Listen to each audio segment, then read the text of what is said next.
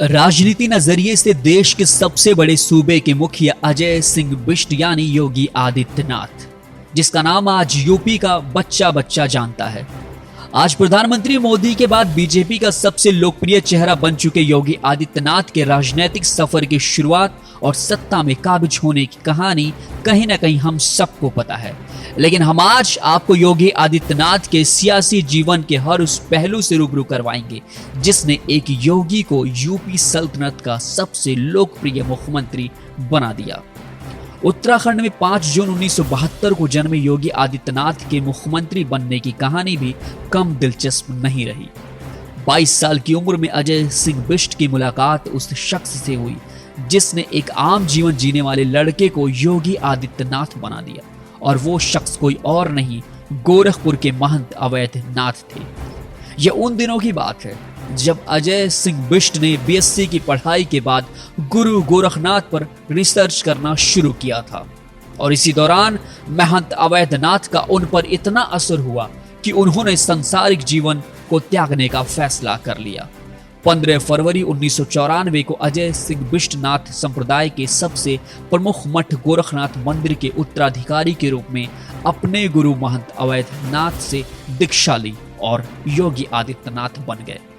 साल 1998 ये वो साल था जब गोरखनाथ मंदिर के महंत की गद्दी का उत्तराधिकारी बनाने के 4 साल बाद ही महंत अवैधनाथ ने योगी को उस राजनीतिक सीट का उत्तराधिकारी बना दिया जिससे वो 4 बार सांसद रहे।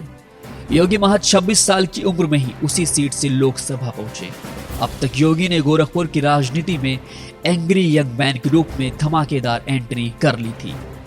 योगी आदित्यनाथ ने अपने जीवन का पहला चुनाव 26,000 वोटों के अंतर से जीता था, जिसके बाद 1999 में ये गोरखपुर से पुनः सांसद चुने गए। लेकिन 1999 में उनका जो वर्चस्व है वो कहीं ना कहीं कुछ फीका पड़ने लगा और जीत का जो अंतर था वो मात्र 7,322 पर रह गया। ये वो दौर था जब मंडल राजनीति के उभार ने उनके सामने गंभीर चुनौती पेश की।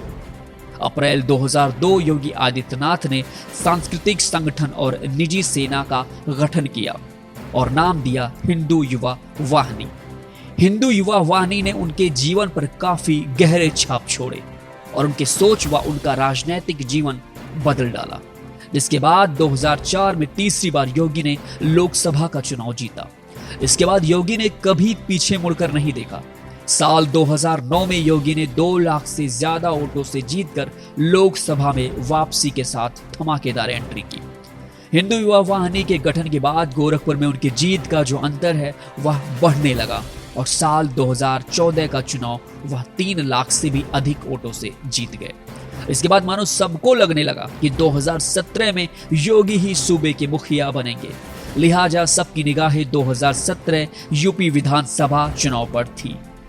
हालांकि इस समय भी पार्टी के अंदर ही कई नेता मानते रहे हैं कि उनकी राजनीतिक ताकत को ज्यादा आंका जा रहा है, और हुआ भी कुछ ऐसा ही। लोकसभा चुनाव से पहले विधानसभा चुनाव में पार्टी ने योगी को आगे किया, लेकिन इस चुनाव में योगी आदित्यनाथ को बुरी हार का सामना करना पड़ा और सबकी उम्मीदें भी टूट गई।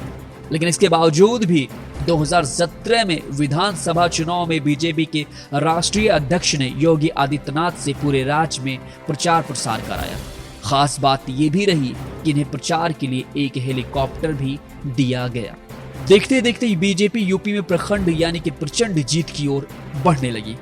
उस समय यूपी में बीजेपी की जीत किसी जंग से कम नहीं थी। जीत के बाद मार्च 2017 में बीजेपी विधायक दल की एक बैठक हुई जिसमें योगी आदित्यनाथ को विधायक दल का नेता चुनकर मुख्यमंत्री की कुर्सी सौंप दी गई। योगी आदित्यनाथ का जीवन जितना सरल है उतना ही उनका सफर सियासी चुनौतियों से भी भरा रहा। अब सबकी निगाहें 2022 विधानसभा चुनाव पर है। अब देखना यह होगा कि योगी आदित्यनाथ का जो परचम है वो फिर से लहराता है या नहीं, यानी कि फिर से वो सीएम पद पे बने रहेंगे या नहीं।